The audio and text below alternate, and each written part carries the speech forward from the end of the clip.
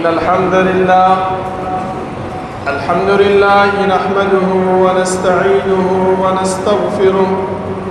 ونعوذ بالله من شرور أنفسنا ومن سيئات أعمالنا. من يهده الله فلا مضل له ومن يضلل فلا هادي له، وأشهد أن لا إله إلا الله وحده لا شريك له، وأشهد أن محمدًا عبده ورسوله. يا أيها الذين آمنوا اتقوا الله حق تقاته ولا تموتن إلا وأنتم مسلمون. يا أيها الناس اتقوا ربكم الذي خلقكم من نفس واحدة وخلق منها زوجها وبث منهما رجالا كثيرا ونساء، واتقوا الله الذي تساءلون به والأرحام، إن الله كان عليكم رقيبا. يا أيها الذين آمنوا اتقوا الله وقولوا قولا سديدا يصلح لكم أعمالكم ويغفر لكم ذنوبكم، ومن يطع الله ورسوله فقد فاز فوزا عظيما. أما بعد، فإن خير الحديث كتاب الله، وخير الهدي هدي محمد صلى الله عليه وسلم، وشر الأمور محدثاتها، وكل محدثة بدعة، وكل بدعة ضلالة، وكل ضلالة في النار. أعوذ بالله من الشيطان الرجيم. بسم الله الرحمن الرحيم. قاف والقرآن المجيد،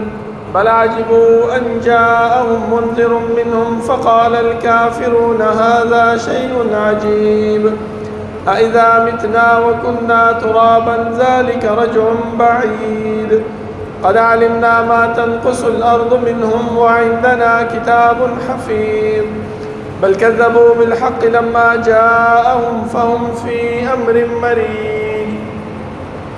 أفلم ينظروا إلى السماء فوقهم كيف بنيناها وزيناها وما لها من فروج. والأرض مددناها وألقينا فيها رواسي وأنبتنا فيها من كل زوج بهيج، تبصرة وذكرى لكل عبد منيب. ونزلنا من السماء ماء مباركا فأنبتنا به جنات وحب الحصيد، والنخل باسقات لها طلع نضيد، رزقا للعباد، وأحيينا به بلدة ميتا كذلك الخروج. كذبت قبلهم قوم نوح وأصحاب الرس وثمود وعاد وفرعون وإخوان لوط وأصحاب الأيكة وقوم تبع، كل كذب الرسل فحق وعيد. أفعينا بالخلق الأول بل هم في لبس من خلق جديد. ولقد خلقنا الإنسان ونعلم ما توسوس به نفسه ونحن أقرب إليه من حبل الوريد. إذ يتلقى المتلقيان عن اليمين وعن الشمال قعيد. ما يلفظ من قول إلا لديه رقيب عتيد. وجاءت سكرة الموت بالحق ذلك ما كنت منه تحيد. ونفخ في الصور ذلك يوم الوعيد. وجاءت كل نفس معها سائق وشهيد. لقد كنت في غفلة من هذا فكشفنا عنك غطاءك فبصرك اليوم حديد. وقال قرينه هذا ما لدي عتيد. ألقيا في جهنم كل كفار عنيد، مناع للخير معتد مريب. الذي جعل مع الله إلها آخر فألقياه في العذاب الشديد. قال قرينه ربنا ما أطغيته ولكن كان في ضلال بعيد. قال لا تختصموا لدي وقد قدمت إليكم بالوعيد. ما يبدل القول لدي وما أنا بظلام للعبيد. يوم نقول لجهنم هل امتلأت وتقول هل من مزيد. وأزلفت الجنة للمتقين غير بعيد. هذا ما توعدون لكل أواب حفيظ. من خشي الرحمن بالغيب وجاء بقلب منيب. ادخلوها بسلام ذلك يوم الخلود لهم ما يشاءون فيها ولدينا مزيد وكم أهلكنا قبلهم من قرن هم أشد منهم بطشا فنقبوا في البلاد هل من محيص إن في ذلك لذكرى لمن كان له قلب أو ألقى السمع وهو شهيد ولقد خلقنا السماوات والأرض وما بينهما في 6 أيام وما مسنا من لغوب فاصبر على ما يقولون وسبح بحمد ربك قبل طلوع الشمس وقبل الغروب ومن الليل فسبحه وأدبار السجود واستمع يوم ينادي المناد من مكان قريب يوم يسمعون الصيحة بالحق ذلك يوم الخروج إنا نحن نحيي ونميت وإلينا المصير يوم تشقق الأرض عنهم سراعا ذلك حشر علينا يسير نحن أعلم بما يقولون وما أنت عليهم بجبار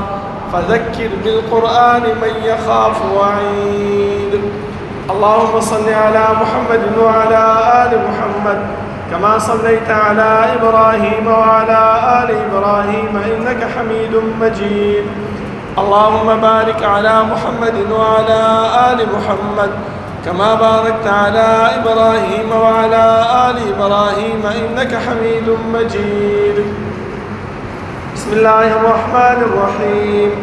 لقد من الله على المؤمنين إذ بعث فيهم رسولا من أنفسهم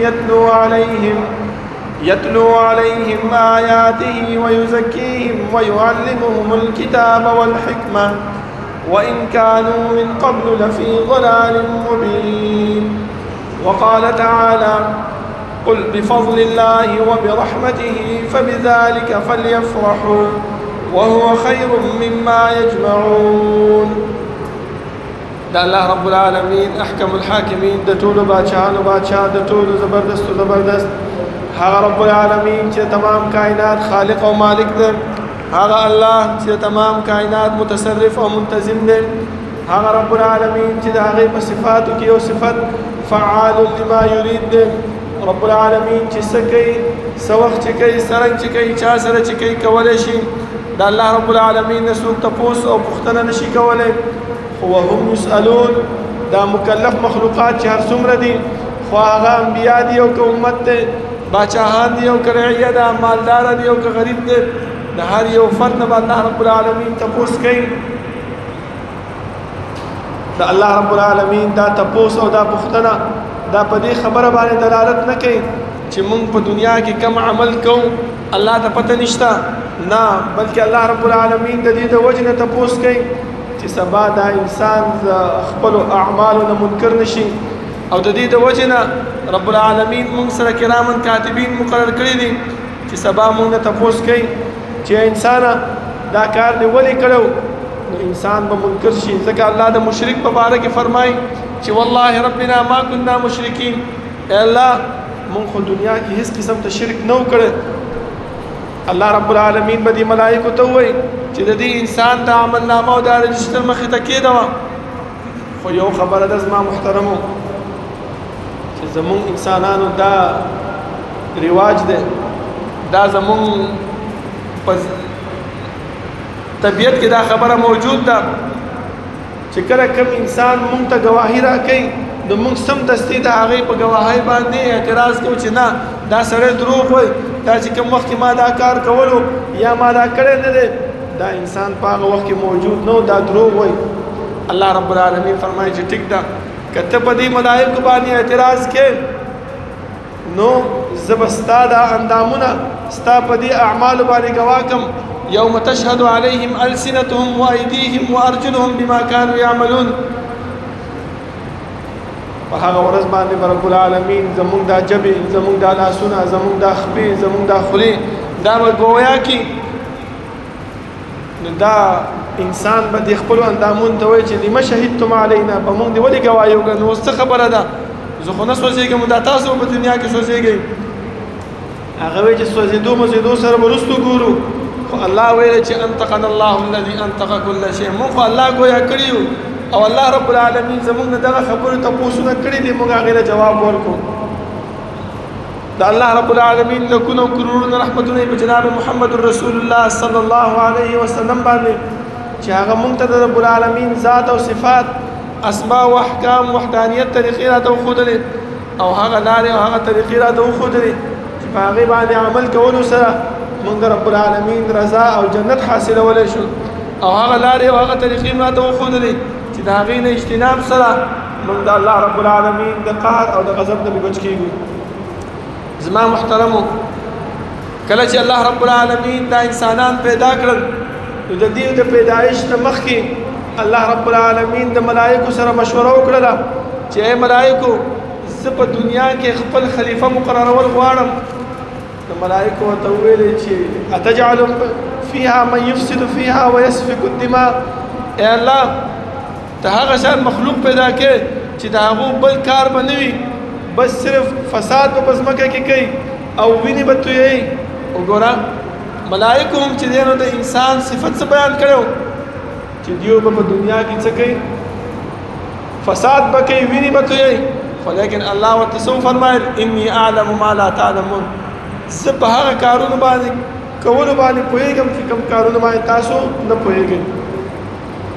نو چې کله د انسان صفت دغه دی چې انسان په دنیا کې فساد کوي، وینې تویوي، نو الله رب العالمین د آدم علیه السلام نه نیولې تر جناب محمد رسول الله صلی الله علیه وسلم پورې دغه انبیاء کرام راولېږل او دې خبرې طرف ته ترغیب کړل چې انسانانو ستاسو کار دا فساد کول نه دي، ستاسو کار وینې تویول نه دي، بلکې ستاسو کار د الله رب العالمین بندگی د رسول الله صلی الله علیه وسلم اطاعت او تابعداري ده. نو چې کله زمون کار د الله بندگی د رسول الله صلی الله علیه وسلم تابعداري ده نو په دغه وخت کې الله رب العالمین آدم علیه السلام جنت ته بوتلو او دی ملائکو ته فرمایي چې دی آدم ته سجده وکړي. ټولو سجده وکړه مګر ابلیس ونه کړه. ابلیس په هغه وخت کې الله رب العالمین د جنت نه راوویستلو او ویې رټلو او لعنتي کو. ابلیس الله ته فرمایلی چې انظرني الی یوم یبعثون، ای الله ما له یو وخت پورې موقع راکړه. الله ورته وایي چې انک من المنظرین، تعالی مهلت درکړی شوی دی. تاسو وګورئ دا ابلیس دومره لوی دشمنو، دا خو زمونږ په ماحول کې دغه خبره ده چې کله دوه وروڼه یو ځای وي او پلار رالګي شي د یو ورور نه ښه کارونه شیونه ورکړي، بنګلې ورکړي، موټر ورکړي، کاروبار ورکړي او د بل ورور ته چې کوم دی نو لږ شانتې څه ورکړي او نور څه ورنه کړي. دا یو ورور رالګېږي د بل ورور سره دښمني کوي چې ولې تا کې څه داسې جنډه لګېدلې ده یا تا کې څه داسې کار دی، ته کوم داسې مشر سړی یا عزتمند سړی چې پلار تعالی دومره مقام او مرتبه درکوي او زه چې کوم دی نو داسې یم او ماله مرتبه او عزت نه راکوي. شیطان هم چې کله د آدم علیه السلام ته سجده نه کوله په دې خبره باندې چې انا خیر منه خلقتني من نار وخلقته من طين، ای الله زه خو دی نه بهتر یم، دا خو چې دی نو تا د خاورې پیدا کړی د خټې نه پیدا کړی دی. ځکه الله بل ځای کې فرمایي چې ولقد خلقنا الانسان من صلصال من حمأ مسنون. صلصال ویل کېږي هغه خټې ته چې کله انسان خاوره واچوي او په هغه خاوره کې اوبه واچوي، اوبه پرې لږې زیاتې شي او هغه داسې لیټې شانتې شي، دغه شانتې اوبو نه الله رب العالمین خټې نه الله رب العالمین دا انسان پیدا کړی. صلصال دغه شان خټې ته وایي. زما محترمو،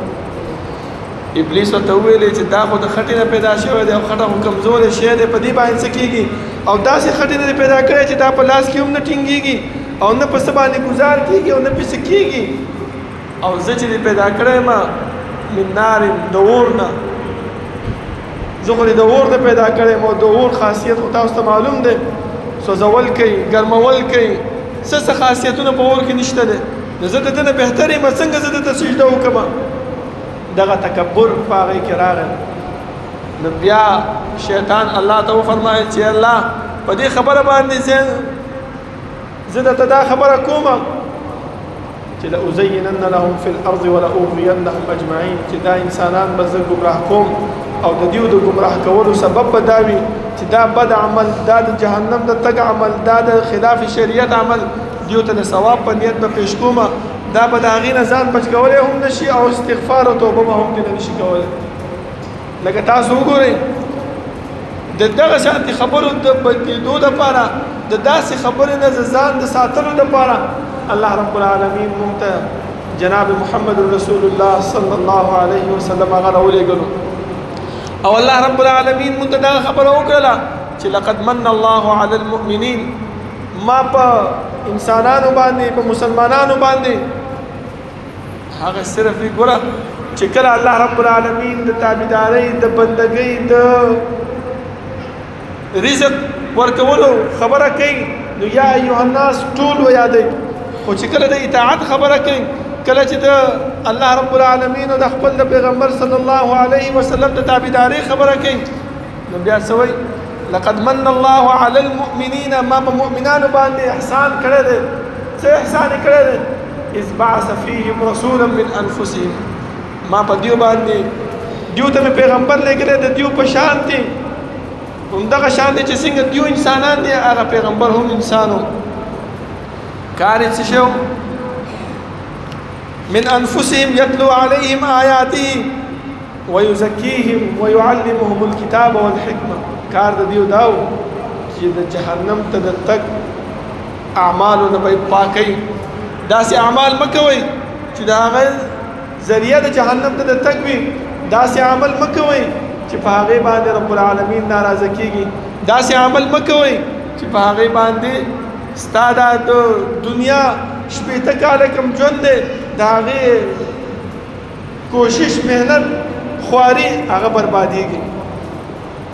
اولی الله فرمایي ګوره دا مې ځکه د باندې احسان کومه چې وان کانوا من قبل لفي ضلال مبین چې کله دا پیغمبر نو راغلی به تاسو کې د دې نه مخکې تاسو چې ګمراه وئ د جاهلیت دور تاسو وګورئ کتابونه به تاسو لوستي وي سیرت به تاسو لوستي وي چې وړه وړه خبره باندې به دې کافرو دې مشرکین مکه به جنګ کولو او هغه جنگ به د دیو کلونو باندې پورې به جاري و خو الله څه فرمایي چې کله ما راولېږلو زه په تاسو باندې احسان کوم دا مې په تاسو باندې ښېګړه کړې ده د دې ښېګړې په فایده څه کوئ قل بفضل الله وبرحمته فبذلك فليفرحوا دا الله رب العالمین په فضل او د الله په رحمت سره د دې پیغمبر د راتلو تاسو څه مناو کوئ خوشحالي مناو کوئ زمونږ دا بعض وروڼه وایي ګوره وایي الله رب العالمین وایي چې د پیغمبر په راتګ باندې څه وکئ خوشحالي مناو کوئ زه تاسو ته یو خبره دلته بیانوم زما محترمو دې خبرې ته لږ متوجه شئ چې مونږ ته الله رب العالمین پیغمبر رالیږلی دی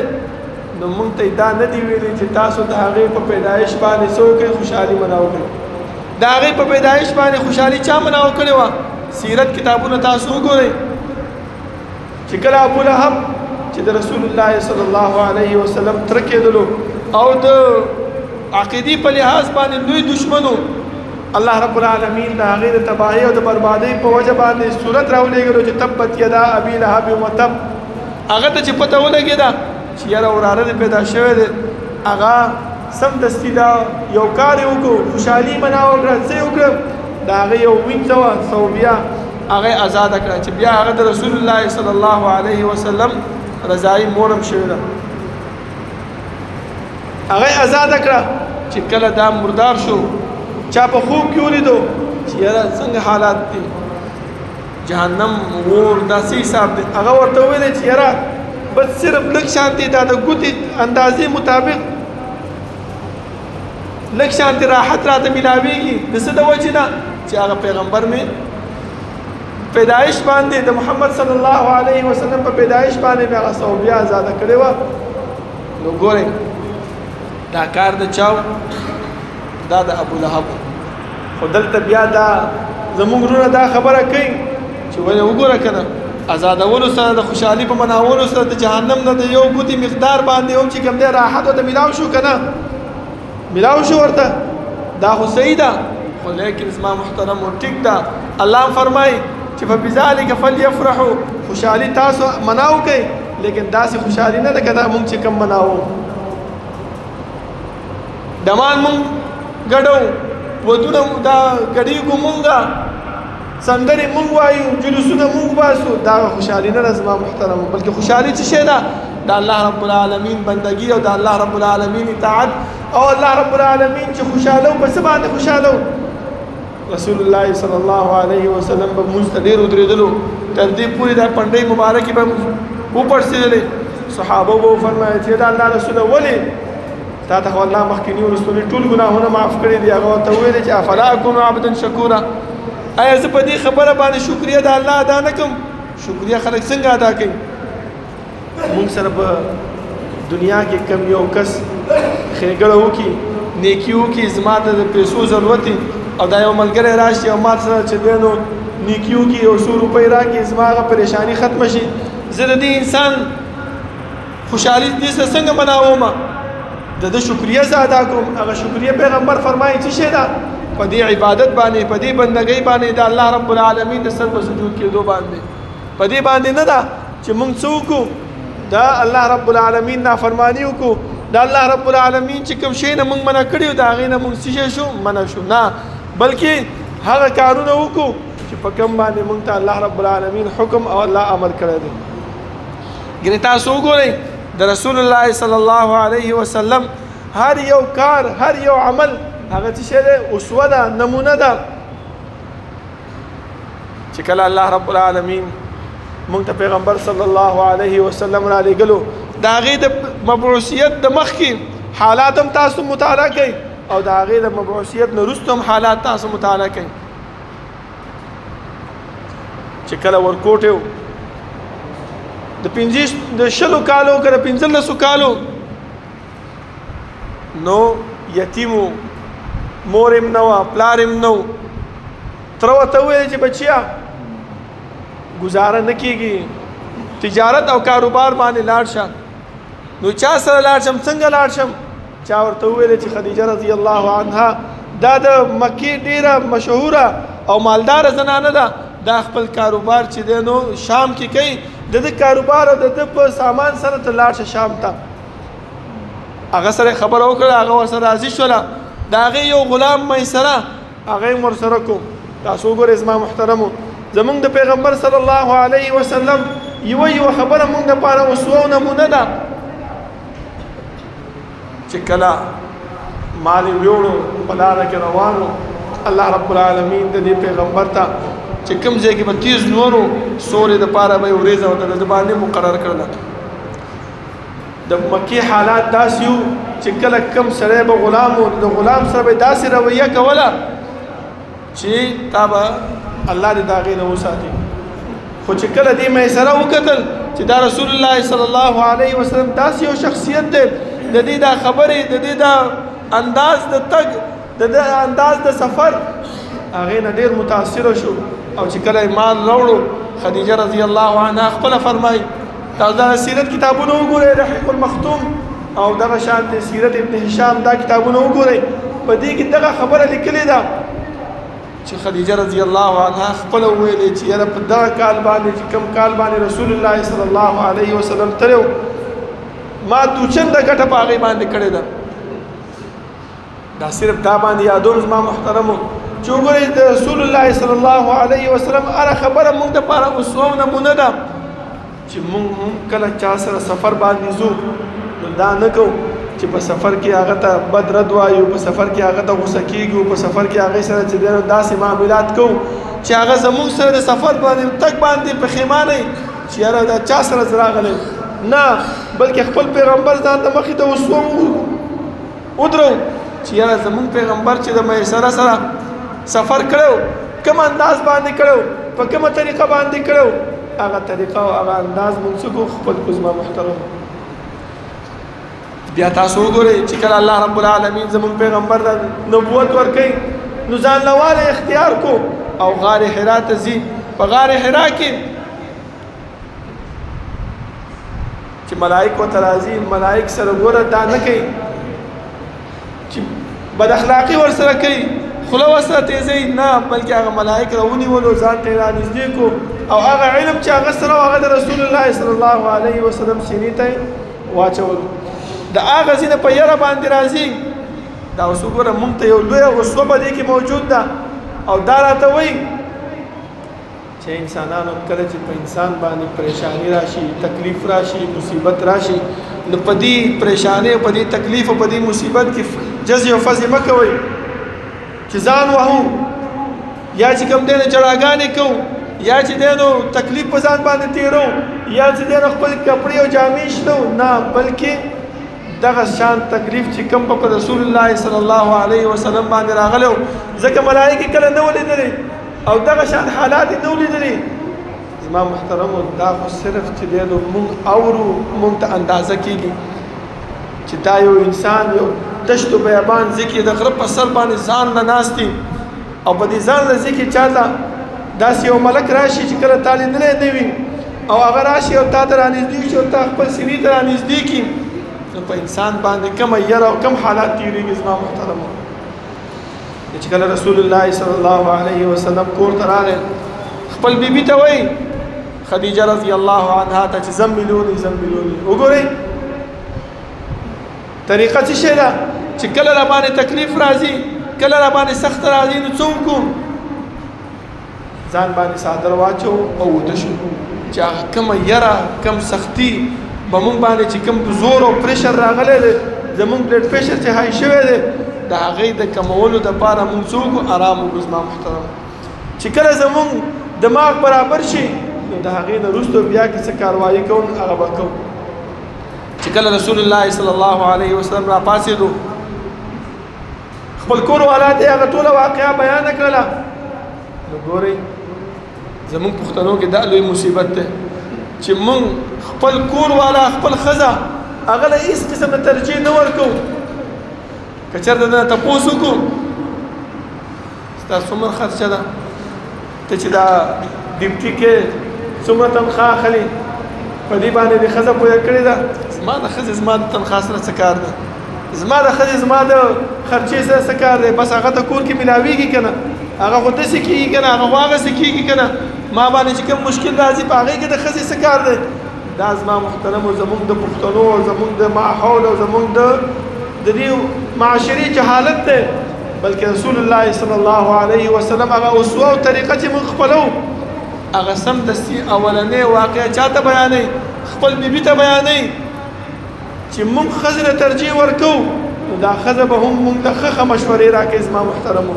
که چېرته موږ خپل بیبي ته خپل ښځې ته ترجیح نه ورکوو نو دا به موږ ته چې دی نو صحیح مشوره بیا نه راکوي وګورئ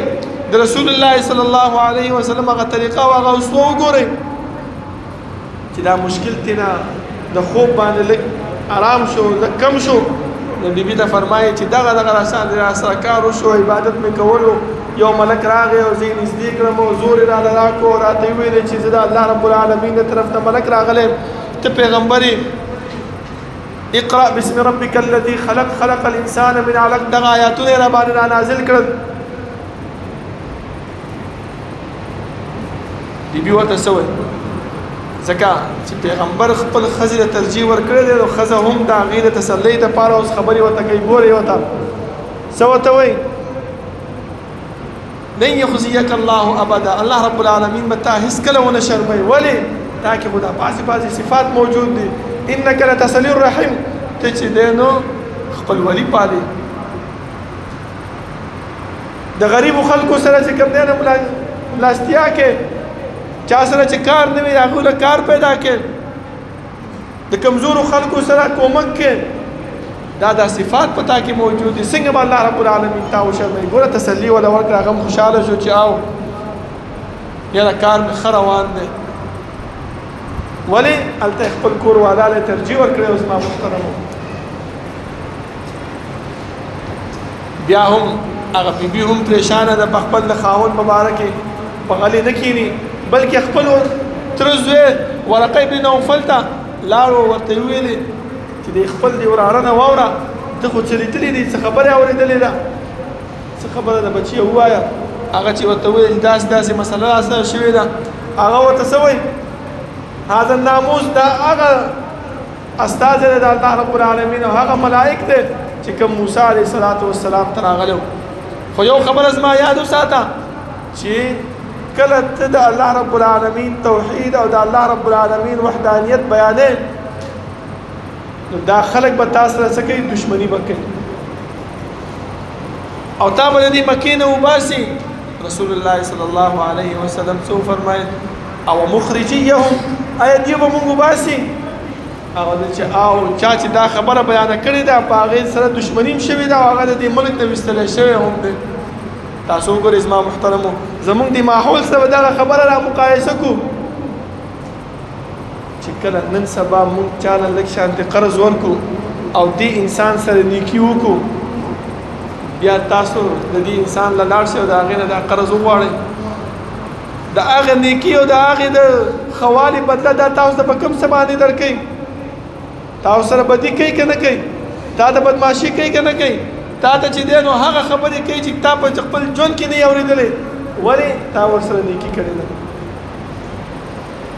نو دې خبرو ته به زما محترمو ځان ټینګو دا به نه کوو چې کله تا چا سره نیکي وکړله او د نیکۍ باوجود هغه تا سره بدي کوي هغه تا ته یو څپېړه درکوي او ته رالګېږي ته وله 5 څپېړې ورکوي نه بلکې د پیغمبر صلی الله علیه وسلم هغه طریقه خپله کړه د هغې هغه نمونه خپل مخې ته کېده وه چې پیغمبر مونږ ته څه ویلي دي څه یې راته ویلي دي کفار مکه ورسره څومره ظلمونه کړي لیکن هغه ظلم باوجود رسول الله صلی الله علیه وسلم هغې ته دعوت ورکوي تر دې پورې چې د بدر په میدان باندې ولاړ دی او جنگ کوي حمزه رضی الله عنه او علی رضی الله عنه ته فرمایي چې د اول د توحید دعوت ورکوي که چېرته توحید قبول کو نو دا زموږ وروڼه دي د خیبر په موقع باندې علي رضی الله عنه ته فرمایي چې علي کله چې جنگ کې اول ولا توحید دعوت ورکا ولې لأن يهدي الله بك رجلا واحدا خير لك من حمر النعم کچته الله رب العالمین ستا په وجه باندې یو مسلمان کو دا د ستا د پاره د سرو خانو نه بهتر ده دغه زما محترمو هغه نمونه او هغه اسوه د پیغمبر ده چې هغه مونږ ته مخې ته ولاړ ده او هغې باندې مونږ به روانېږو پکار دا دی چې دغه اسوه مونږ خپل مخې ته کېږو او په دې باندې عمل وکړو زما محترمو هله به مونږ کامیابېږو هله به مونږ چې دی نو د الله رب العالمین هغه خبرې او د دې آیات مستاق ګرځېږو چې قل بفضل الله وبرحمته فبذلك فليفرحوا ګنې شیطان مونږ سره لګېدلی دی مونږ ته دا وایي چې نه دا اطاعت څه شی دا خو نیکي نه خوشحالي نه ده مونږ څنګه خوشحالي ده د الله عبادت څنګه خوشحالي ده خوشحالي خو دې ته وایي چې ته وګډېږي خوشحالي خو دې ته وایي چې ته په جلوسو باندې چې کوم دی نو ها هو وکړې خوشحالي خو دې ته وایي چې ته چې کوم دی نو ډزې وکړې ته چې کوم دی نو آتشبازي وکړې ته دا وکړې ته هغه وکړې دې ته خوشحالي وایي خو لیکن الله څه فرمایي الله فرمایي چې خوشحالي دا نه ده افلا اكون عبدا شکورا پیغمبر وینا ده چې زه د الله رب العالمین شکر گزار بنده نشم زما محترمو دغه خوشحالي دغه خبرې چې مونږ ته کوم خلک کوي د هغې دپاره هم زما محترمو لار شته دی خو مونږ ته علما بیانوي نه مونږ ته څوک سمه خبره بیانوي نه که چېرته مونږ ته سمه خبره بیان شي نو انشاءالله په هغې باندې به مونږ عمل کوو الله رب العالمین دعا ده چې الله رب العالمین د عمل کولو توفیق راکړي او الله رب العالمین دې موږ د رسول الله صلی الله علیه وسلم په طریقه باندې روان کړي او د هغې اسوه او د هغې نمونه موږ دپاره رای مشال وګرځوي چې موږ سبا د الله رب العالمین مخې ته کامیاب او کامران ورشو اقول قولي هذا واستغفر الله لي